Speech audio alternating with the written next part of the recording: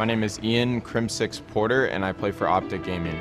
So I've been playing video games since I was 9 years old. I really just fell in love with FPS games. It was really just something I enjoyed. I think with FPSs I was instantly good. It was just sort of a natural thing, but it always just depends on how much I play and how much time I put in, how much I dedicate myself to being the best. You know, the first time I heard about Crim6 was at one of the MLGs in 2011. He had just made the transition from a Halo professional into Call of Duty, and there was a lot of hype behind that, and he was killing it, right? He was killing it and killing it, and there was a lot of coverage on that. Like Puckett was talking about it. I want to watch Crim6 okay, because last time he was in a Search and Destroy, the man went 11-0. And then how easy the transition was for him to become a Call of Duty pro, to play at that competitive level. It's just video games is something that I don't have a cap on. Like, I can always get better. I always think that I can get better. And, you know, that's what really motivates me to succeed in video games. The only real doubters I had was just my family when I was young, but they didn't understand. They were definitely like, what are you doing? Like, don't throw your life away. Whenever someone says anything negative to me, they, you know, motivate me even more. I'm gonna be wanting to prove them wrong, and you know, it's just in my hands. It's in my hands. When they say something like that, it just motivates me, it drives me even more. Now it's a little bit different considering how many tournaments I've won and considering like how the amount of success that I've had. It was definitely the COD champs of 2014, I think. My teammate Damon and I won. The first place prize was $400,000, and I think it was at that moment they were like, you know, we can't say anything anymore. When I was going to college, I really had no idea what I wanted to do with my life. I just knew that, you know, I like video games so much, right? It was just really hard and confusing. And I like to this day, if I wasn't playing competitive video games, I think I don't know what I would want to do. Call of Duty, I just saw my chance. I knew I had the talent, and I knew that if I gave it 100%, I'd be very successful at it. And that's what I did. All right, so sort of a relaxing day today, not really doing much. I want to get a couple videos done. I'm not shy anymore like I used to be. I used to be really quiet, really shy. And you know, video games has actually helped me a lot with that. Now I'm doing YouTube, I'm doing streaming, I'm talking to fans every day. You know, it's just something that I've really got out of the box on. I knew that if I challenged him to become a personality alongside the competitive player that he is, that he was going to be in a very good position. And luckily for me, he was willing to take the challenge. Luckily for me, he was funny enough to be able to do that. And the willingness to be open on camera is something that a lot of people don't get to see. So you put the camera in front of him, you're going to see magic happen. I do feel like I've accomplished a lot in video games. I'm incredibly happy. I'm incredibly grateful for everything that I have right now, every opportunity that I have. And the one thing that I want the most right now, I want to be known as, you know, the greatest team player, at least the greatest team player that ever played, you know, whether it be, you know, motivating your teammates, doing whatever role needs to be done in game, you know, clutching up when it matters. I just want to be the person that, you know, people say, I wish I teamed with him.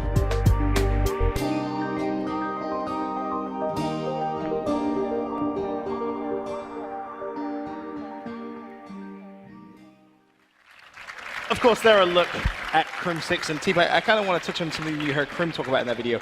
What was it like when you first teamed with him? Because he said he was very shy. Now you've seen him develop and bloom into the wonderful Crim6 we all know. Old Crim was just an angry guy overall. He just really wanted to win everything. And you know, I was a part of his rise in the Call of Duty community, so seeing where he is now it's awesome. He has the best competitive mindset I've ever seen out of any of my teammates, so it's not surprising to see where he is. A lot of success, and he keeps on going. Well, Ban and Protect has officially started. You can see Overclock has gone with the Man of War, the HC, Frag Grenade, Semtex. So we kind of asked that question, hey, maybe Kingsmen come out, they do something completely bizarre, something completely bonkers.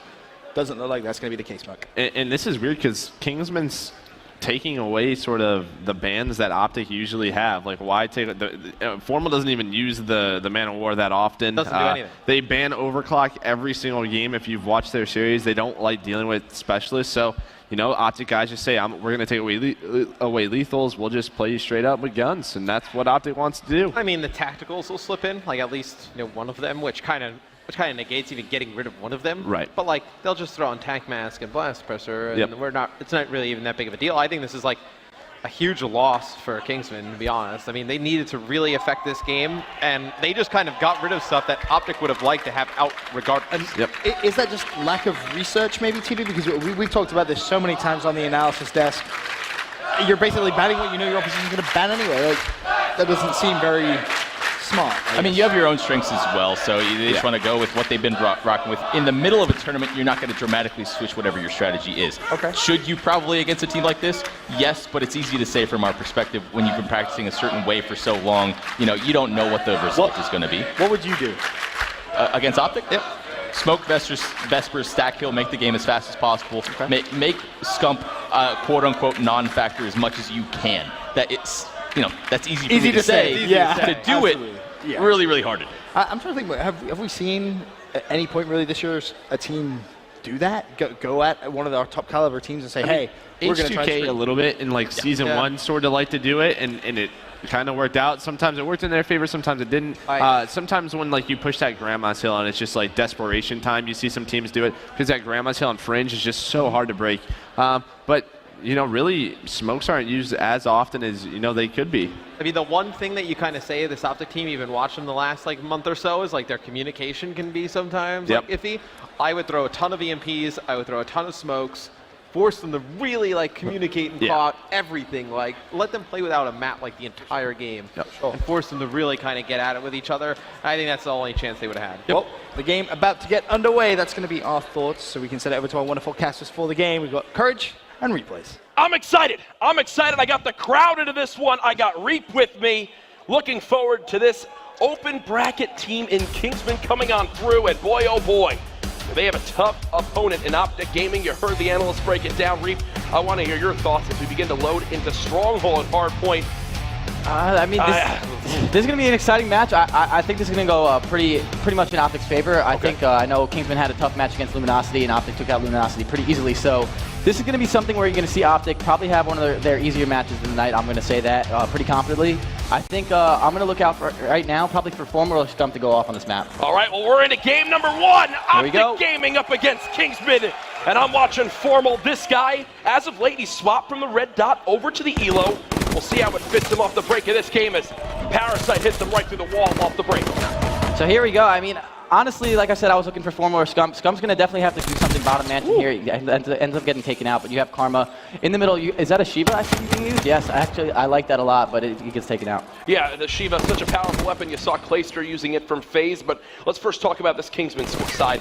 What do you know about these players? Who are you really watching out for as a person that just needs to go big in this series? I'm going to be watching out for Mox. I watched him a little bit at MLG Anaheim. He's got a lot of talent under him. He's a very underrated player, definitely a good AR presence, so I'm definitely going to look out for him to probably put Kingsman on his back a little bit and definitely have to contend with the slaying power of Optic Gaming. Well, we're on board with him right now. A 3-2 start for him, also leading his team in objective. Oh, an awkward engagement for Scump. Finally does get the beat down, but at the moment, it's a slight lead for Optic Gaming.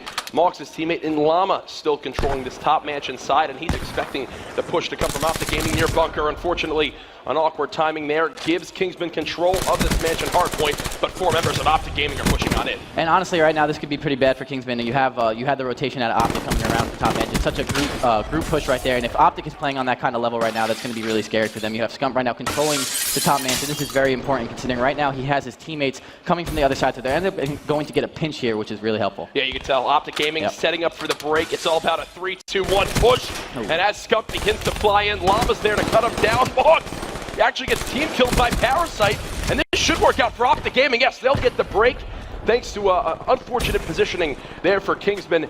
I think they've already scored more points in the first 2 hard points or hills of this game than near in the entire, first 2 rotations versus Luminosity? Yeah, they're playing well right now, honestly. I mean, right now they are down, but they do have the rotations for the next 2 hills, so this could be something in their favor. You know, you have the next 2 hills that are kind of close by, side by side here, so Optic Gaming is getting a lead, but if they're not able to break this, Kingsman can actually do something here with it, but right now Karma on this side is actually huge. You know, I got to see the Optic Gaming squad in the Pro Lounge earlier. The big thing to point out, Scump, he ate a cup of fruit prior to this match. The guy, I'm expecting to just go off. Also, Crimsix brought him a sandwich. You know these guys are locked in. Scump now going for the break. Unfortunately, not going to work out there. 52-30 early score. All things considered, Kingsmen are keeping this close. That's the big thing to remember. I want to see, though, how this team utilizes their specialists because, you know, Optic Gaming, they're going to use them at the correct time. They're going to make the most out of those specialist abilities and weapons.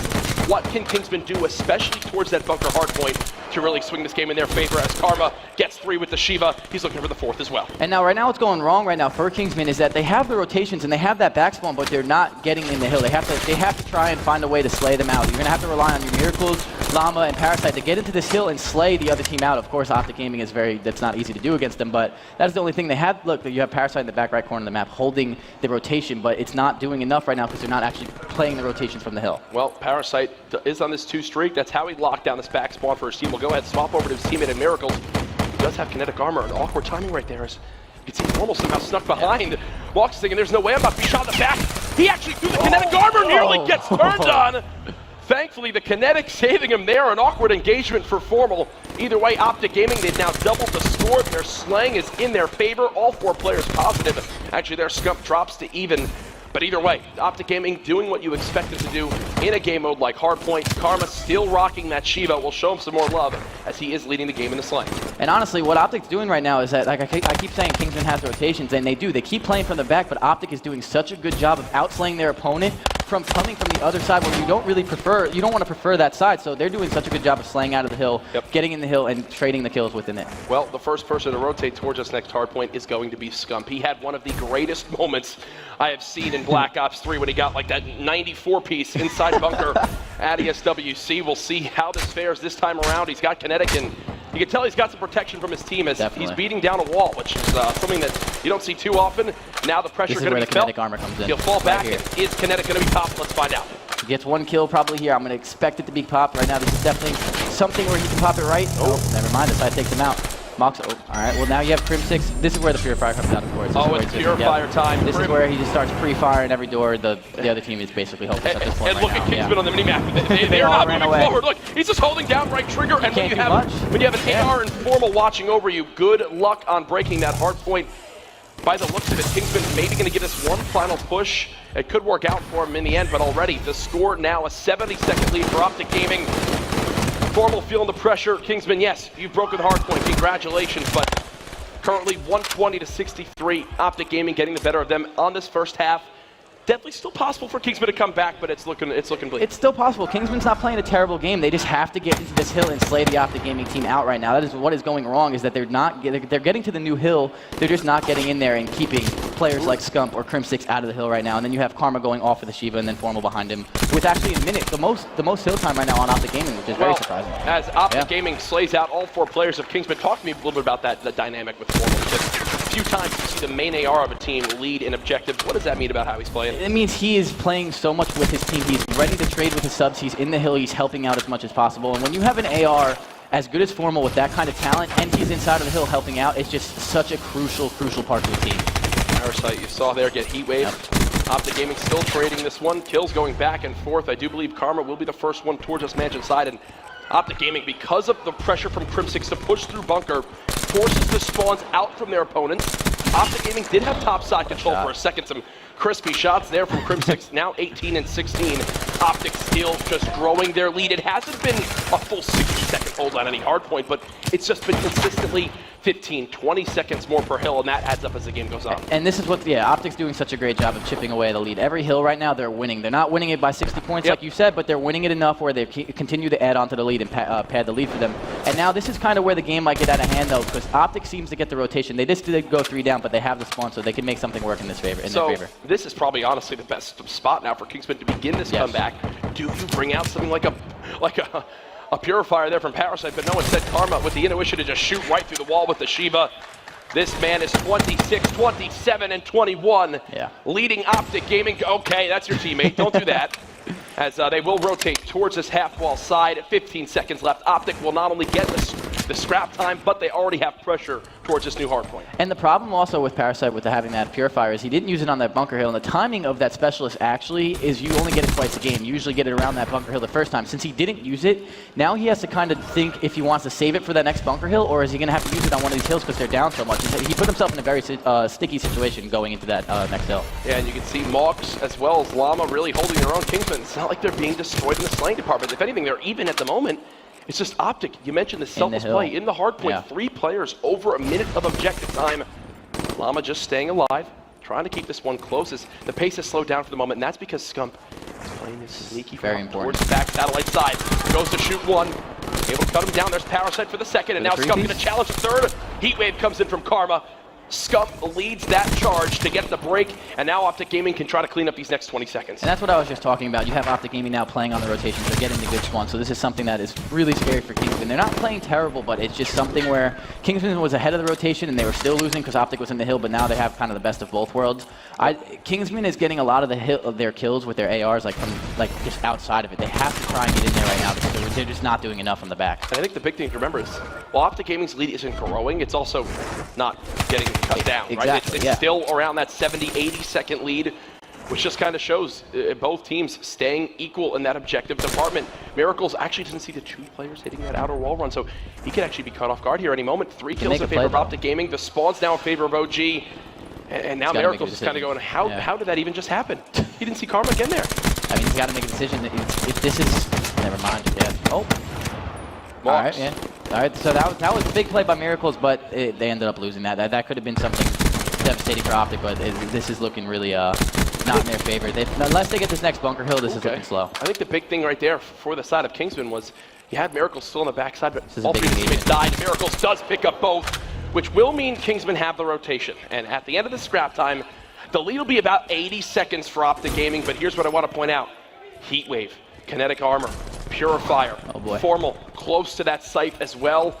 Parasite should still have his Purifier though, right? Yes, he does. So this is where Has he used that once? Has he even used it? No, this is, I was talking about it before. He saved it, so he saved it for this moment. He's got to pull it out right now. Yep, he's listening, and then you got to make sure you use this very effectively because they have a lot of specialists. Here comes the Kinetic, here comes the Purifier, and that's what we were just talking about, where you rotate, and Crimsix actually gets 4, including one of his teammates gets taken out.